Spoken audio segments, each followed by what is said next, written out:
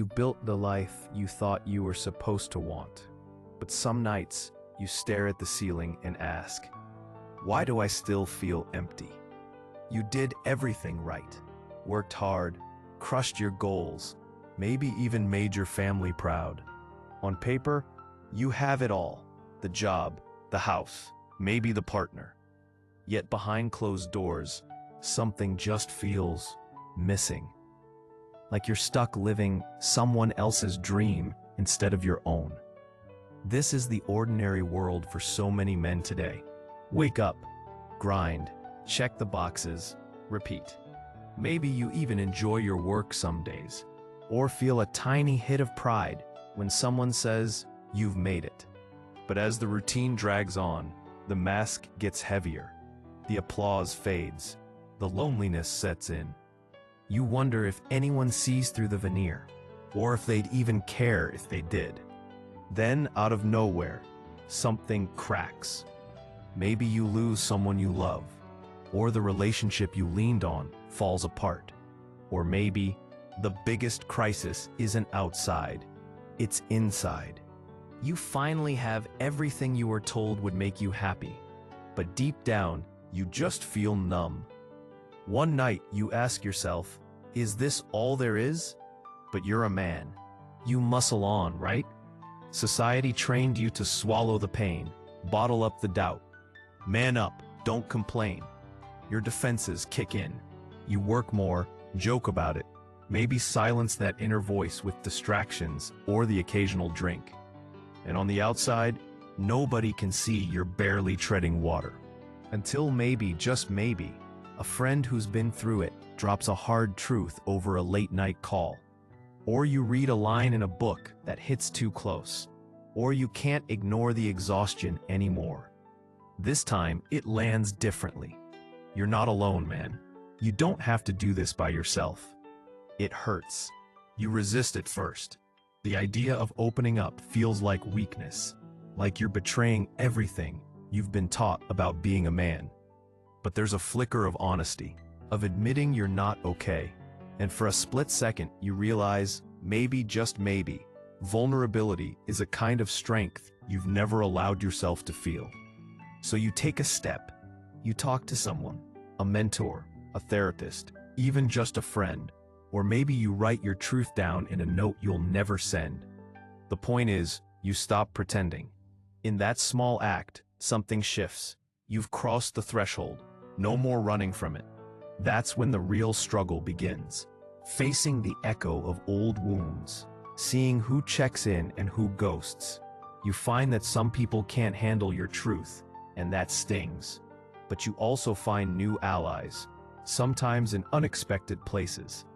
The journey is messier than any success story lets on. You stare down the core of your emptiness. It's not about money, followers, or titles. It's about the hard questions. What do I actually value? Who am I when nobody's watching? What am I distracting myself from feeling? Preparing for this confrontation is more brutal than any overtime shift or gym session. And then comes the darkest hour. Maybe it's a full-blown breakdown. Maybe it's the realization that your old identity doesn't fit anymore. The mask shatters. All the noise falls away, and you're forced to really feel anger, sadness, fear, and something hopeful too. Because in that pain, you finally see what needs to change. You come out the other side with something different. Not answers to everything, but a real, living connection to yourself. Maybe the first honest conversation with your father or a friend. Maybe a sense of purpose, built around what matters to you, not what impresses others. You're not fixed, but you're real. Of course, life doesn't magically click into place. You'll have to relearn who you are, mess up, and face the urge to slip back into old patterns. But every time you live by your new truth, choosing meaning over image, relationships over reputation, you get a little stronger, a little more whole. Here's the realest thing no one says. Success isn't an antidote to emptiness. If you spend your life building someone else's definition of winning, you'll always feel like something's missing. Real success is building a life rooted in your truth, even if it means letting go of the mask for good. Think about it.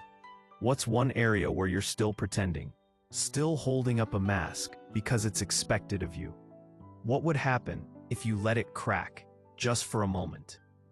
If you're willing to be honest, to challenge the story you've been sold, you can start to rewrite your own. Step by step, the emptiness gives way to meaning. Pain becomes a doorway, not a prison. You become the kind of man who not only survives, he thrives on his own terms. And on the days you slip, remember, transformation isn't about never falling down again. It's about getting up and refusing to become a stranger to your own soul. That's the real test of manhood nobody talks about. If this hit close to home, drop a comment below. What's one expectation you've outgrown? Or one truth you wish other men would finally admit? Your story might help someone else. So, what's your mask made of? And what would it take for you to lay it down? You don't have to wait for rock bottom. The smallest act of honesty, today, can crack the door toward real fulfillment. Start with one conversation, one truth, one step. No amount of success can fill a life built on someone else's values. Go after achievement, sure, but root it in your authentic self. Because real fulfillment isn't something you chase. It's something you build, one honest moment at a time.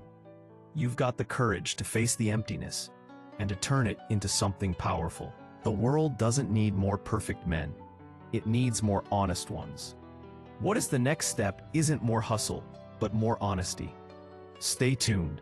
We'll dive into battling isolation and how to rebuild connection as a man, even when it feels impossible.